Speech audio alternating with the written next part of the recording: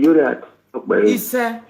You remember here talk by, but Abana do talk by. Ise. The message you give Wakutana, Kakabo, Toshi, Kakabo, it's time now where a mother for I come one after you, but it's time away and I started near again. Again, I can soon get here, and you have to do what you are. Angela Johnson, after my body in 2015. Angela Johnson is fine, man, while Lydia now, when I told you I reason. A point to death again, yeah, again. If a source of pushing my allergy, a boy very fancy in his life is a weakness. It is said, no, no, I am much to be on. Or my idea, Bella with prison, can you go and push a like Weibo? My work is to learn, no? Because if you word on, I said, you only the chair, Matana. Wait, if you now want I therefore, and a new tabac about it, why you want to take it on a now. I want to give up. I went to carry and it may pass a year down there. Again, I do a prison in Libya, first not to kill him. Lao Baba. When you get to know your back, say, walk back home and I see when Buddha. The situation man will be a dog badge. You give me a point to death of your analysis. Yeah, more is a superata in Libya. I'm down there. You know that me, I'm one speaker. Hello, mommy, I'm speaker. Okay. So, I'm not going to do here a company at the Ali. The bad guy, I know with Tripoli and Arabu, based on the Arab. Abala, who will not so no way. I'm going to near. We are not to another. We are to sit at the weapon to me. They are not to lack in it. Not to fear can I no so no harm. I am one. Already, my way, my 2-step well. Do that, mommy. Now we are more harm. Or Libya. Does not only Libya, gentleman, woman live on it. When we not here, when you live at the story mouth. Libya is the point of the move. Yeah, not to take a risk. Not to arrive prisoner to release again. I'm okay when I release it. Angela Johnson, Aviama, a private a trailer. 6 years or what banana. To be a gentleman will be torn. We'll cut the story for them. Oh, why again? Tambe. We want quotation. Quotation. Okay, not to have again. Amani quotation. He belay like an Mauna Donato, Mawena do Arrow in Libya. Not to agree in a mammo who lives and my way they are a man to kill Marito, husband and wife, and to cross. My play the cross again, a boat in Moyaji. When my way at Tori, or Serena said the chair, Moya really, I really care why I had back. We're going to the Sicily, the what is still there, will not start where. Man, Mamma Eureka, hello? My own, Guan, my Adamio. Very my way at the Sicily. Angela don't see her in here. Pretty Angela is when in Iraqi can't get Kayan, have your man do. Or one of one Angela and voice in it. Around one of one. Where my PH Sicily be marked by, and I have been married to Nina to do. We have been married in Uvara. Very my way at the camp you and the Shana Camel. I let claim Marito. Do that, I left claim Marito and Mammy Iwari in my eye. Marito company, I was not able. It is the way I hear the idea of planning at the Genova. How to win a beer, or not the Yamu, you born to Yamun and only. Or no matter the idea we boo. Then the sheriff for strict in any many Irene or Bianania, Nina Angelania. If when it is Bazabakunin or Bianana who are more different, only with Basha wood. Will, but in a way, I'm ever going to bomber on a carboma. The Maka Mandela will know 8 million. They go to Yabel, prison, the Bigonia cross a or we will not hear me because of all this very young and readily. The man will not answer 6 years old, and I will not answer. Or say now with you, what do you, Angela Johnson, a tanker driver like that. Babiama, Iya Kahan, and our Bonija winning men if only enough will not convert to euro. Nagela Guala, no really. Radio with a Bonija only when a while with anything, yes, or whether we are pay 1 times 10. And when it can because they will not tower, but I'm not getting touching in a way now. That's the matter, and you what the yard down here. She told them in my way, you go on, if somewhere renovada. If somewhere renovada, hello, Indigo away. Either after this, then was 3,500 dinars. Can you have been a prison? Can you have my label? which is equivalent to 3,500 euro 6 years of year na ma we no time say me amaze gaza amade gaza ri gaza iwo no ko ti mo ri me Devo no je ne na jela the program na for 3 years ma Devo no je ne na jela devo no je akuna Italy e France nya wo je e France wo don je akuna Italy agbe ki ne Italy France nya wo je because the girl pa ne de peace we me in France me go alo we no ya igo me gun ye ra ti we bo ye ti we bo chote gbe no ya jo mama pian we bo igo me we no ri egun ha because if no yo kan ni wo ma e France oje na de Paris yan wo je because na de oni yan e Paris yan wo je be wa boy e ma we mi o to ame hello brother wa eva we mi o to ame ya wa eva we mi o to ame ya ma wa eva wa boy we mi o to ame be Libya anywhere wa eva ka we mi o to ame ni a me ya gwe o wa ki ye bu bia ma se na ye forgive me see I we na de la tie di to yo ma no gun e me mu flat na mu de la yo me te we no forgive me abo ida ka e ba bi be o no ri go me mo o ile lo wa be ne ya mari o ma be me crossing any na be family any mo crossing any na de ka we just the gania ya na ya oh me ni mo mi yori ka se Mereba! Networky. Mommy do that, yo. Itameo. The old word, a boy made something, it's like can testify.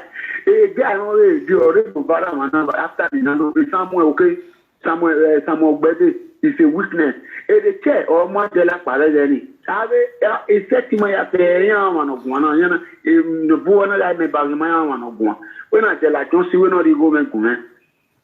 Ima we na mama no ya ome iwo me we no ri egun me baba eleni baba ma etie boss baba ma etie bo ma gade ne baba do tie bo we na pe me sponsor da ze iwo ni yakko to me ma do mu we bi da no pa ma de wo ima ni no piade ido so fa be Libya if say time adabuna gbere yan ya be adabuna gbere mi kemego ana gbere mi mego ni jamu na because it can be pente ya okay now we ri mu ne na jela la hello brother Wegi mwene na jela la we boye na jole lo pe ave.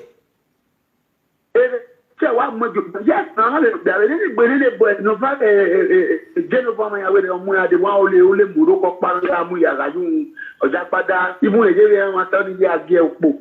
Oni gbe ke ni we France orije. Me ma ko sani me ko sani boy ma wa jela we gbu. Omo no bi ni no pa be we.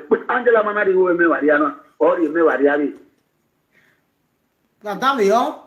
Come wa we ma ya we ni na mama Angela ija wi egbe aga ye te gbo me no ko no di o ba na ti je wo na we we se no ma sa ya pon ma o me wo ko na ba mi mo we ija we ni bete ira wi le we bet na but wa ma na ri wo me wa ri ana ku we ko we wa ri wo me wa ri abi ta je do ma ya ni a e no fo o se na ila video na me ta yo to be me je ta me ta me it so one e di o word of mustori na Angela Johnson era ti trailer we ma yan tere e di o word remember fi ya down yo o ma na ri go me wa son o ri go me wa gbon Angela because of better and 6 good years ma we ni e be ton na wa ni tere to bia na o he bu kekeye ala je no ni wo ga na mo ka we di ma bu sele ye ni ima ni sunu yo se mo re ni ore wo pa ni ati e Genova wa na bia no o le boy ni can easily tell you where e di no ba we ni we no share live video no tell story ni ma we kina ya rescue Angela re kina ya rescue e woni le di dare mo mi ni e we tatrata prison oji e suprata prison oji e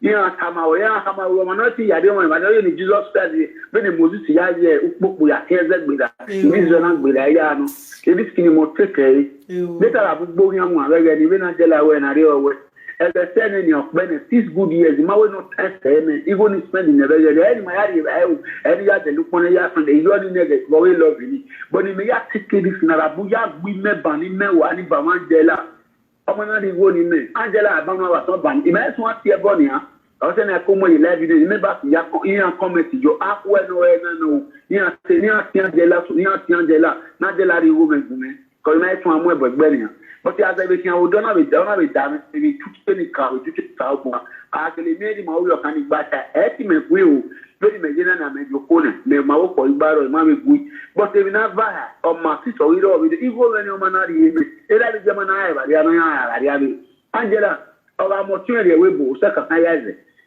o ba igo ri ge family o se kan ya se manari igo ni me ko se ne gbe na gbe me ejo o se na so ne bo e no re e France bando o be da e program na ni o to boy ko taleria e be so ti yira gbon na re do e ni libera ra gbon eno ba ya gwe ya fe ate ye e be ni gbon na e be ni ma ya fe ya re fe no e ne ba ma bo ke no we bo ya awo ma no gbon ma ja oni so ni ne ya awo ma no gbon Angela Josie ni la bi je bo wa ya ma da ti tre ye ka hen ọmọ na di go me gun me ba ya na di go me gun me ba ya bi okun no bo ya pe no bo ni aka na we lori ge ba mi delege o mi wa son mi wa gun abi ni test e do kan aje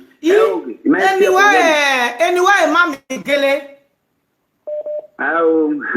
mami hawari ika story when mami gele e pardon mo wa to pe come on me ko ami wono ma we na we Libya awe Libya boga meno ni mo be si owu me sunu ye ni mo si euro mo be si owu we program na mo gwana mami mo gwana okay imate ni so ni me si be the word that but na bon so wonu na we e to da na because me won ko we no di wo me gun me o come on me o ma ori egwe de ni gun ajo de ni gun ayo ona di wo me gun gwe mu ti ya gun ayo hello from London hello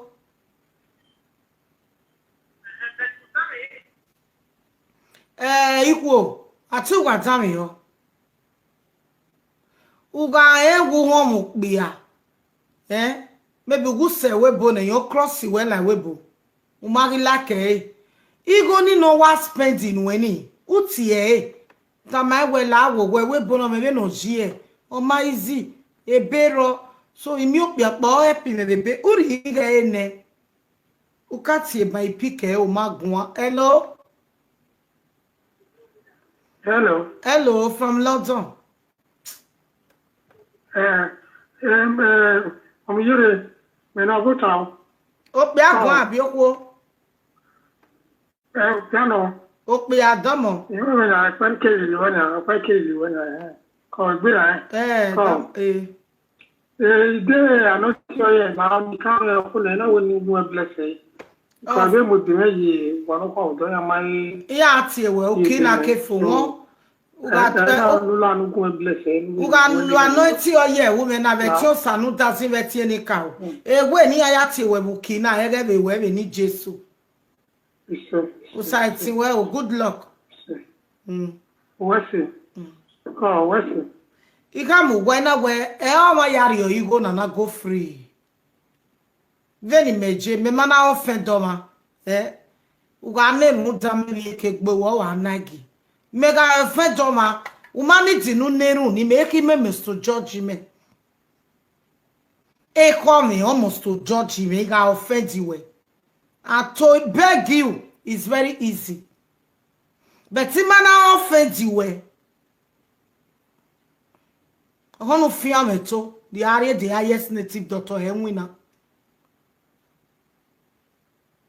and igave offend you imana ve he koso dugu gan imata we unme ya asa agbona nire anybody ni offend imata we unme ya asa imata we kinido ya asa imata we money bia ya asa imata we minori ogogo me ya asa awa because we to buwe we be offend Jesus no do mi mafa onu okparo no me offend Jesus de it's over there is nobody ogwa gbona ni ere na ye me fit don da salobo o ga ro ri oboda dukun kwa go me beg comment wa we nu yari agbon na go me wo ko je gri oboda dukun gbe I have never do bad thing wa gbon yo ni me make na gele yen wo wa me wo ko Wagbon ye comment ni abere.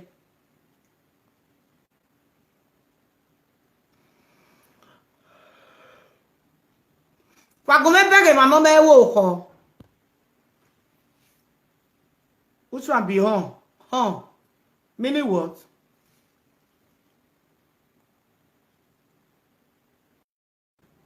What of mommy yori what up be?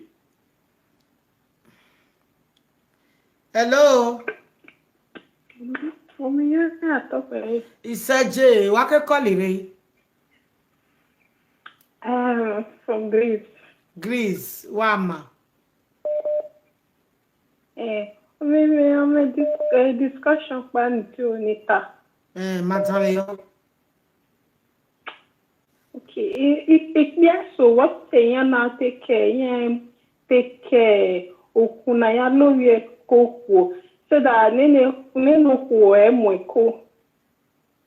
The only at a profession.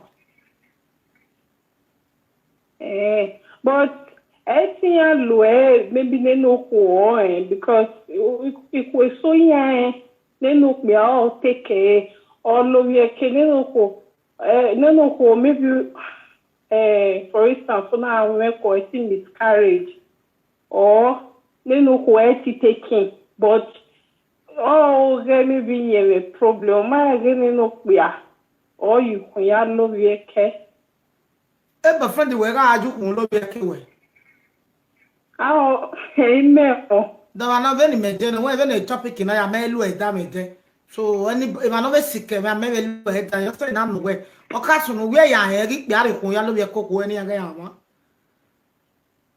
It's not soon there on one knee, no. I didn't me no ya with away because So, Emani Lue, go back some away, Emani Lue. Only Manima only are in no. I should throw my ball away. yes. She throw my ball away. But una mo be no more bene no a level way yellow. So here why I mo be no so wa. Here na lo enuwa. Why I mo be no so wa we be an images. No wa lo any me wa or wa the level where we ko no mo adi se we level yo so ari hu. We all picture na. Yes. Oh, very fine. We know Ajepo.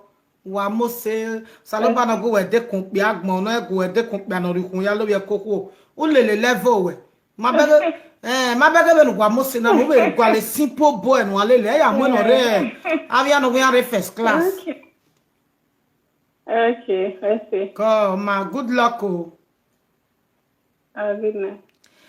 Number 2. O pe ana we no be any sister. When ma taking, you know what to do? Go with the man to the hospital. Why am a doctor? Why do I am a doctor? I have tests. Now we no see when I taking. Then you have a problem do we no. But biani ga we elele we hospital. We wo biani ma mo gbe. Emi soon whether I take kukun you see and we mana hammer. Cause I must to get sagging, I must to get spam.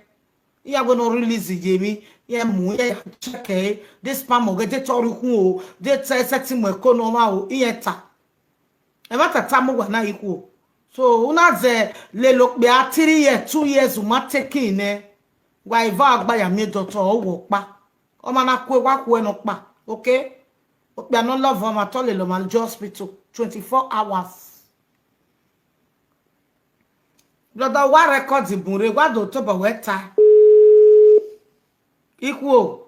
I get love it, but what I wear, or the for me problem, or the for me come on mokba, mom problem, story. Oh, no come on me be. I swear, who I own what piano, but when only one hospital.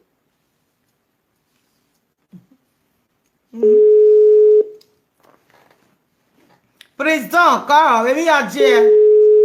Sighting where. Brother, where do go? A voice mail, memorable like wa watch me, wa send a voice mail. Okay, Angela, then it guajo. Elementary, but I'm not deliberate yo. A strong member, I'm not deliberate you, only you tell me who. Oh, brother, when Mudiana, I see a sorry. Ya deliberate jo. Hello? Mommy, I talk by. He said, oh, sighting where. Mommy, you're the moment I'm not deliberate yo. I deliberate jo. When matter when me deliberate job, I mean not calling. So we are dropping a banner mess on deliberate job. Ah, me na deliberate jo we go ma gba na. Ah. Ate mu me o mommy. That line in Matana, we not go me gume. We give me deliberate jo. We are watch me. So this matter, I want to deliberate on it. If you know na ma carry you come abroad, umari mare erige ene. Ik be edo ya me soft man. When the brother na jibana, we na do boreri, we na tie. Ta my condition we Angela to forgive you. Wetin you about? As far what you dag mo no sani. I forgive you. Cause e kena kala me. Ana offend man. E log of a here in as far get boyfriend and girlfriend. So he dead the Betty Johnny. Abiara dead the Betty yo. Brother. Me dead the Betty Johnny. Angela keke no really aje try no contact e. Igo wa emi ya we ka contact e. No time no mie no na abandon e. E tetation no here we mie. They talk me alwe no na deceive when we jere o. Tie no gwegun. Won egbo agbin yen be masowo e. Okay, boy bana yele make ona we give a condition where Angela we waje on my jigo no if we mamene go me very even yana no me yare no this boy we accept. Please, Sister Angela, Ogure France, beg give we so waba. So brother, he did debate John. 4, 9. Hello from Jamie. Hello. Hello. He said. He said, "Oh, it's Mama dear. What not Yakia, and I'm your hospital, and I was bigger. Oh, Mamma. It's by the Anna, and then they not come on. We are women not tell you what way you are going, where you are here. And I could not tell you, Mommy. It's so I know I go well. I don't even know why you bought now if you bought your many for women. Or when I want to say, all right. Now, then the one of the secretary I did. Now we are at Momero, Mommy, Google, Sawase. And I got to be not at Momero, as a cacabo. God, thanks were more blessing. Come on me. I man, I'm not about where Angela Viego. I met him with Anata. Sister, I don't want a matter Jaza, I regard Jaza. When Angela will not go ligate, yes, what because oh, Mama, hello, Mama. Oh, no, Gualigo get it, got your cow, because when my condition, when Angela call no ka call and ni ya iva gwa when ya gwa ya ti egbe video call mama we so do ahe okwo making na yemi nita but em no you make already o mi jore why because aware of your papa na we na claim memory to na me so feel na version of your ni ri na o ja ma se boy na ai wa go material ni na de la for we no pa won am no se dana ale no na le lo se damo bo se damo di si ma one standing Sally no ya conga nyo go iwani. We no see e chani abo e gbagwa. O go ma ze me ma bon wani e. We no have me no di yin no di je kie. Edi me wa tere se mommy. Ko wesi. O ga ime no Angela do na wash me. Ya me boyfriend me go yeme ne ya gwegun e. Yes. Una gele ebe to ge my time my condition we. Imi o me ari ge boyfriend me ni boyfriend mo ya no ka begi me we. Iye ne ya gwegun he na. Di na bi ame ina me so iri ne. Ya ge gun ye me se me ime. Be ina ge condition e boyfriend me we me ati me de ba mi na iri ne. But me na we me poor ime manage live iya arari nu ya imi ya. Ibe ju say Violet. Oni la wo. Imi ave imi gwenu weri 100 euro me ya riba e. Imi ave imi gwenu weri 100 euro me ya tell mi yo wa. Go bi me. Be ge ra le fe mo pa ko ke. We o te come ni ati won me mi no see e. Me no see e. Mai ina wa do mi awe. E tu ma ya me. E ge ni ya lele we mi ro pa ma logo mo wa me ma gbe me. U ga mu me na ya mu bi je. maybe no see you know we are you want to support no go where no ni lao give me new way jabo me give me go give me deni jigwe la wo jabo me lao la wo e ne nta me lao e me iwo e me we me no na wo ko wo me ni ya richi we we met go tie me na la wo ge me lao agbo wa lo go ge me una gele me e fi anyagbe 3, that's how we watama woman odo age we no tell them the truth and the man will forgive you hello Hello, e pardon mo o to pe je gbe mo. O pe apa de me ro nu ya bugo no ya no ko ri ra ko ni ko yo lu ya gre tara yo la gre ata ri yo. okay Atari me ọ̀rẹ́ me do ibi ba ire to da we okom na. Ọ̀gá lo volley to pa kala lo go gere ami mi na re me ti no wa. Wọ́n sọ sa de so we go na ni ke ko ya agbo be ri oje agbo ga ri. okay what down yo Yes, because we mo go o we no we ego we o ogo we o ma lo ara ni o value ti den so lo go be we alo ara ni no lo etu no ma ni ne egege o ye ba we se o we ni o wa so ye ni ye wa ma o domo sa enwa no bi ma ya fe imara ya lele o ise domo wese o bye bye yare wese ko ge pa wese o we ko ge me ma o site we one of Dublin wa tora me e ma soro erin awe iye be ajuze violet arere ori ma mi ma be brother na no wanyanya no ga imo ya jela ni iwatie mi jure la mi no bageme o wati ko daddy o gwa ni kin me Angela no o wa Angela daddy la no mi me no Angela na o se wene Angela de gbe no mo gbo gbe mi na o la wo ori ka boro me wu imeri ba isi la o pe me ke me gwa la o we o wa bring it gbe we down o go uma bege party mi a abi aro kan we ga hin wa o me ro pa o ge no enwe na veri o cause o me ro pa o de mi kwa bo e vie na gbe le bi na ve o ma ha ka bo mu pa mu we re bo hin across we de mi kwa bo e gbata so o go we disappointed o yin ye